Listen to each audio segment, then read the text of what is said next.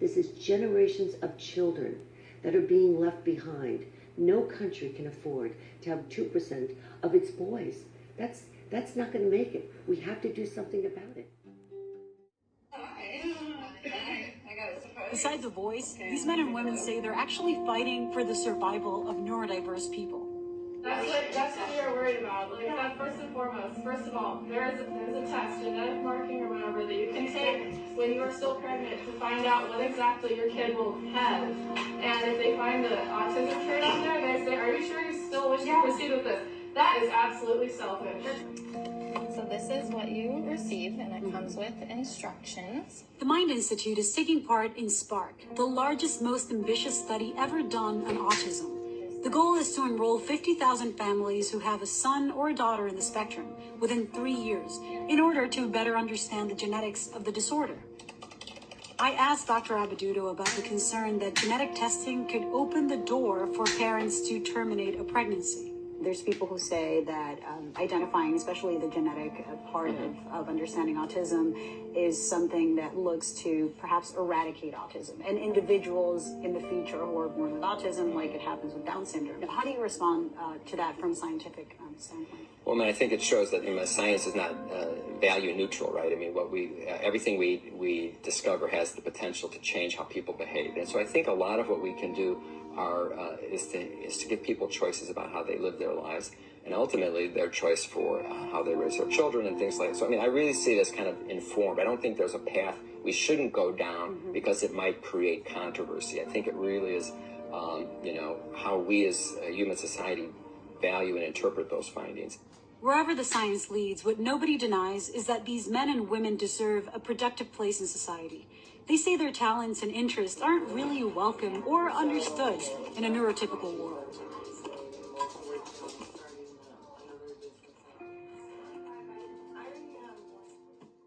Down the rabbit hole, going down the rabbit hole, going down the rabbit hole, down, down, down, down, down. Let's take a dive into autistic history here and get a much closer look at this DNA repository mentioned by Fraser. The Autism Genetic Research Exchange, AGRE, was a project of the organization Cure Autism Now, CAN, that launched in 1997. Founders John Shastak, a film producer, and his wife, Portia Iverson, founded CAN in 1995. They are parents of an autistic and authors of the book Strange Son. Cure Autism Now was comprised of parents, doctors, and scientists focused on research to prevent, treat, and cure autism. At one point, the National Alliance for Autism Research, NAAR, invited Shastak and Iverson to join their board. The offer was declined, however. The couple wasn't patient with staying with the scientific establishment. The National Alliance for Autism Research, NAAR, was founded in 1994 by a small group of parents, which included 2 psychiatrists, a lawyer, a CPA, and a chemistry professor. NAAR committed over $20 million to autism research projects, fellowships, and collaborative programs. Also established and funded the Autism Tissue Program, a post-mortem brain tissue donation program. NAAR also established the High-Risk Baby Sibling Autism Research Project, the NAAR Genome Project, and published a newsletter named Narrative. In 2006, NAAR merged with Autism Speaks. In 1997, Shastak and Iverson established the Autism Genetic Resource Exchange, AGRE. Surprisingly, their launch really was a success, even with the pushback from scientists who question Cure Autism Now's methods and ability to complete the project with merit. Cure Autism Now ultimately contributed over 39 million for research grants and programs. Those included the AGRE, Autism Treatment Network, ATN, Clinical Trials Network, CTN, and Innovative Technology for Autism. Autism Speaks and CAN completed their merger in 2007. The statement given by Autism Speaks' Tom Fraser in the 2021 Newsweek article glosses right over the long history Autism Speaks has with Autistics protesting their mission to cure autism. The doublespeak on the cure started decades ago between non-autistic parents and Autistics. On May 17, 2006, the conflict erupted to such a degree that Autism Speaks published a press release titled Autism Speaks and GRASP to exchange articles of understanding. Alison Singer, Senior Vice President of Autism Speaks, and Michael John Carley, Executive Director of GRASP, will each write an article and publish it sometime that spring, the press release stated. And to note, GRASP, G-R-A-S-P, is short for Global and Regional Asperger Syndrome Partnership. The article that Singer published was titled, Cure is Not a Four-Letter Word. Yep. From the title of the essay to the end, Singer's writing is ableist, dehumanizing, minimizing, and just outright horrific double speak and gaslight, just a big mess of it. So parts of it felt downright condescending, and I don't understand a lot of it. It included some really lengthy, gnarled logic and some definition that Singer has for the word cure, and how that somehow doesn't include autistics, just the ones like her daughter.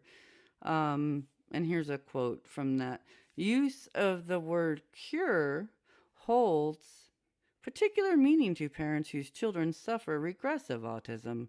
These parents, I often feel, suffer the most as they had a glimpse of their children before autism. These parents seek a cure because they remember the child they had and want him back. But the differing abilities of persons with Asperger's syndrome are nothing like my daughter's autism. When we at Autism Speaks use the word cure, we are most often focused on the people at the lower end of the spectrum. I have not met a person with Asperger's syndrome who seemed anything like my daughter. None of these persons, however, has ever met my daughter because it is so hard to take her out of the house. It's hard to consider her differently abled because she is not abled. And yes, this is Alison Singer, Senior Vice President of Autism Speaks in 2006. Oh, goodness. Alison Singer is well known in the autistic community already as one of the Autism Speaks affiliated parents that spoke of Filicide, of her autistic child in a documentary. She described a murder-suicide scenario that she almost completed, but didn't because she had a typical daughter at home to raise still. Her autistic and disabled daughter was in the room listening when this honest confession was shared. Singer continued the description of her autistic daughter. She is sweet and loving and works harder than anyone I know, but she does not have any areas of strength that I fear squashing through medication, intervention, or cure. A good deal of the furor over the word cure may be the result of confusing autism with autism spectrum disorder. When autism organizations use the word autism, it is often unclear whether we are talking about autism or the entire spectrum, including Asperger's syndrome. Most of the time we are talking about autism. Autism Speaks constituency tends to be dominated by parents of lower functioning, their words, children, because many parents of children who are diagnosed as high functioning enough to be mainstream do not want. Oh, wow. They do not want to be associated with autism because of the stigma that is still attached to the disorder and for fear that their children will suffer from the label. Gaslighting us much? What? All right. Whoa. Hold on. That's driving me to smoke. Oh, yeah. Smoke it if you got it. If not, I'll do one for you. Whoa. Just whoa. I gotta pause here for a minute. All right. I'm back from taking a personal care break. Yep. All right. So, going back to the article here, Autism Speaks constituency tends to be dominated by parents of, her words, lower functioning children, because many parents of children who are diagnosed as high functioning enough to be mainstream do not want to be associated with autism because of the stigma that is still attached to the disorder and for fear that their children will suffer from the label. Thus, our community does tend to be dominated by the faction of parents in search of a cure. Well, isn't that an interesting mishmash of what cure means to Alison Singer? I guess Singer and the others at Autism Speaks didn't compare notes, though, before she published her statement.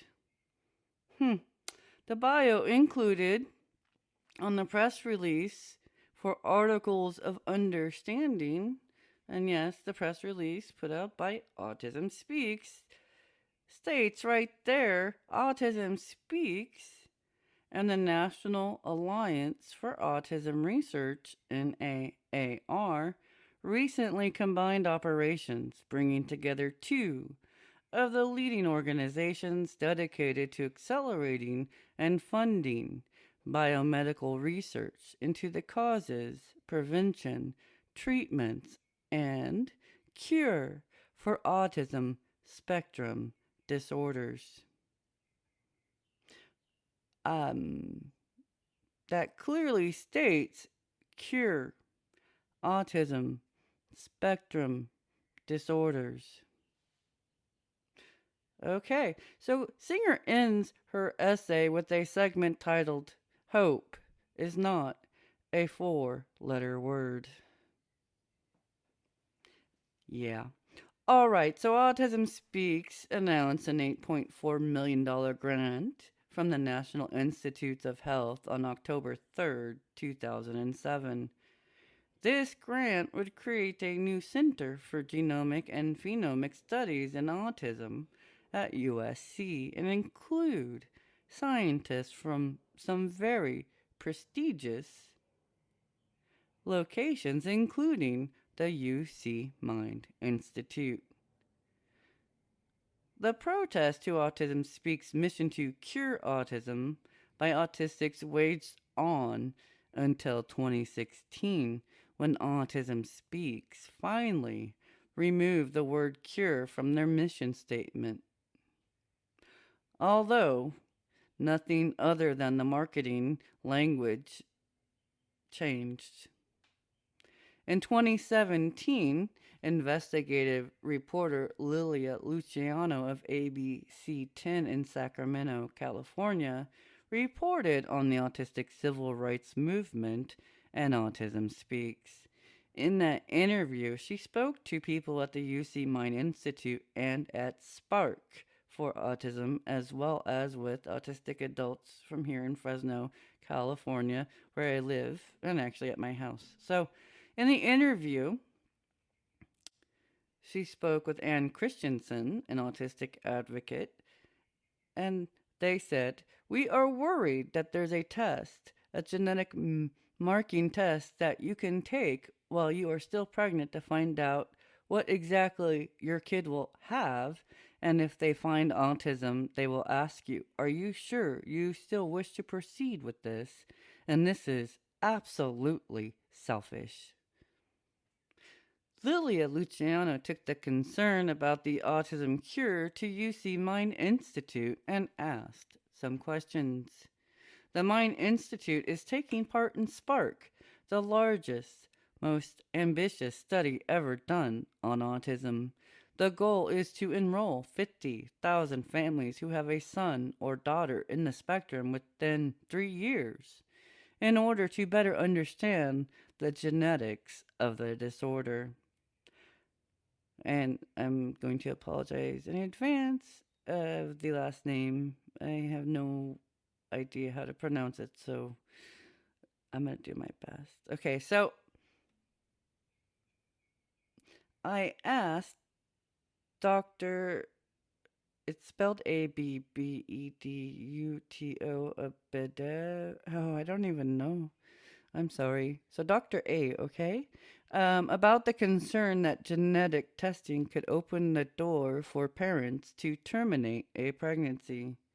Dr. A, the director of the UC Davis Mind Institute, stated, well, I think it shows that in science is not a value neutral, right? He said. Everything we discover has the potential to change how people behave. I think a lot of what we can do is give people choices about how they live their lives and ultimately their choice for how they raise their children, he added. I don't think there's a path we shouldn't go down because it might create controversy. The UC Mind Institute was created by parents demanding that scientists look at other causes of autism. The Institute's largest contribution has come from the California State Legislature, which provided $34 million. The UC Mind Institute published a press release in January of 2021 about researchers having identified several partners of maternal autoantibodies highly associated with the diagnosis and severity of autism. ScienceAlert.com published the news under the headline, Researchers Claim 100% Accuracy Predicting Autism Risk Factors in Mom's Blood. And this is a quote, we can envision that a woman could have a blood test for these antibodies prior to getting pregnant. If she had them, she'd know she would be at a very high risk of having a child with autism. If not, she has a 43% lower chance of having a child with autism as MAR autism is ruled out, Van der Water said. This study is a big deal in terms of early risk assessment for autism, and we're hoping that this technology will become something that will be clinically useful in the future. And the article goes on to state, combined with other recent studies providing solid foundations for highly accurate ASD diagnostic tools, we might expect a future where parents can be well prepared for possibility of raising an infant with autism. Of course, the decision on whether to proceed with trying for a child would then be up to the family involved.